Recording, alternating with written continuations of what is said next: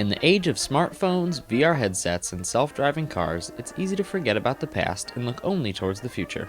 However, relics of the past constantly surround us. Whether it be in our homes, schools, or elsewhere, we are enveloped in history. And nowhere is this more true than Amherst's own Sandstone Village, a modern-day time capsule that takes you back to a simpler time. So the Sandstone Village is a collection of buildings, generally sandstone, some are wood frame, that we have moved here from various places around Amherst and Lorain County to preserve and then reconstruct and furnish with period antiques that show how people lived back in the mid-19th century. And while this unique collection of buildings may seem vast today, it didn't start out that way. The first building moved here was the octagonal barn, which is a uniquely shaped barn, 8 sides of course, and that was about 1990. And what started out as just a barn has grown into an entire village commemorating Old Amherst. The Historical Society at one time thought that it would be interesting and important to share with the community how the early people lived. And the Historical Society has done just that. In the 20-plus years since construction began, many new additions have been added to the village. From an auto garage to an art gallery, a chapel, a one-room schoolhouse, and even a blacksmith shop, all in an effort to educate the people of Amherst on our past generations. And of course today, we have the amenities in our homes and can drive to work, and when we get to work or school we have all these amenities, and people might not appreciate how people lived, what the early settlers say here in Amherst, how they lived. And so when people visit the village, they can kind of step back in time. And if you'd like to take a step back in time to the 19th century, the Sandstone Village, located on Milan Avenue off of North Lake Street, is open to the public 365 days a year.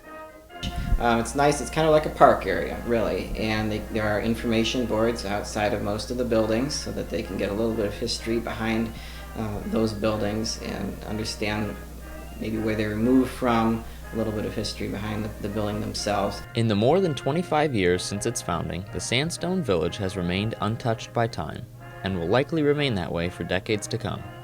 This is Ben Zahorec for Steel News Live.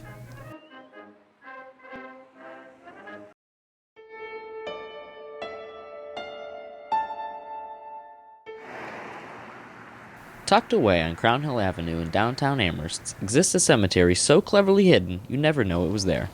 A quiet and peaceful cemetery, nothing seems out of the ordinary, except for these 5 graves located underneath a big oak tree. The 5 stones all bear the same date, and all but one are missing a name. So what's the story behind these unique stones? Well, to answer that, we need to travel back in time to the morning of March 29th, 1916. One of the most horrific days in Amherst's history, and it all started at a train station in Chicago. There were 2 trains that came out of Chicago area, one train in front and the other train in back. Now, the reason for that was they had more people coming east than they had room on the first train. So what they did was just took the onset of passengers, the overload, and put them into the second section. In what would appear to be a routine trip, the 2 trains would eventually go through Amherst, although no one could predict what would happen next. They tried to keep them a minimum of 9 minutes apart. What occurred is over the time they left Chicago in through this area, the second train made up time on the first train. And this made-up time proved to be fatal, because at approximately 3 o'clock in the morning, the unimaginable occurred. The second section slammed into the back of the first section, going 70 miles an hour. Due to poor weather conditions and miscommunications, the 2 trains collided, creating a tangled mess of metal and debris. However, the worst was yet to come. A minute later, going 70 miles an hour westbound, was the 20th Century Limited coming out of Cleveland. So it's downhill going west here.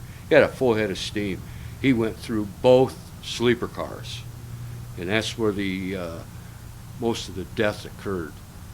In total, 28 perished in the triple train catastrophe. The event caught the attention of newspapers all across the country, and of the 28 who perished, 5 were unidentified. One of the bodies was recognized months after the crash, but the same could not be said for the rest. There still lies 4 up there that are unknown.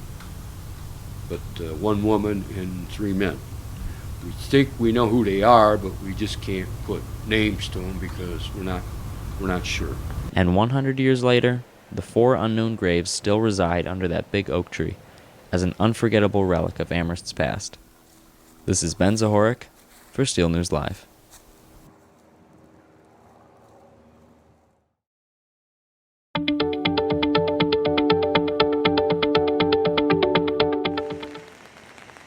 The Town Hall, Uptown Amherst, Hot Dog Heaven.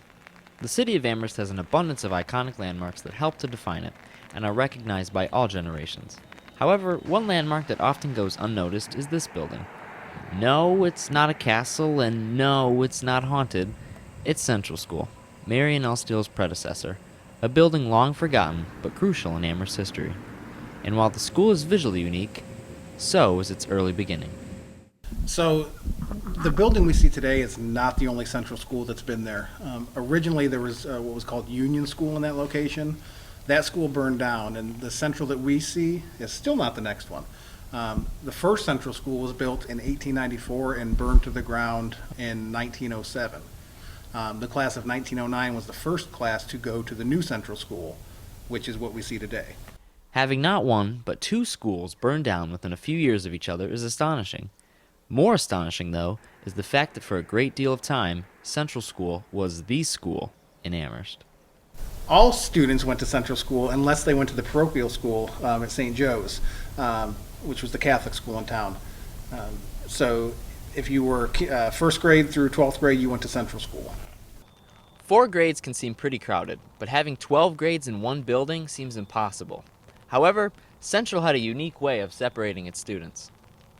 You had no clue there was a junior high or a high school there, because for some reason or another, just a way of separation that the buildings were separated but not separated. You knew which level where you were and where you belonged. You wouldn't see a high school student. You wouldn't see a junior high student. And for over 100 years, Central has sat in the same spot, overlooking the city of Amherst, serving as one of our most recognizable landmarks. Everybody recognizes it. And even if, people don't know it by name, they say, oh, it's the school by the fire station. And so, oh, okay, that one. I mean, everybody knows what Central is. So, it's one of those things that's been there for as long as all of us can remember. However, all things must pass. And in the mid-'80s, Central School shut its doors for good. And for over 30 years, the school has been rotting away. The halls that once echoed with the sound of students and teachers are now eerily silent.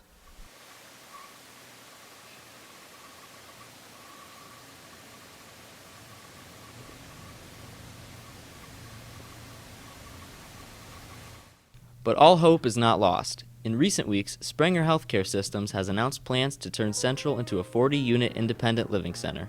If the project gets greenlit, we may see Central back in action as soon as 2018. And life may be breathed back into Central once again. This is Ben Zahorec for Steel News Live.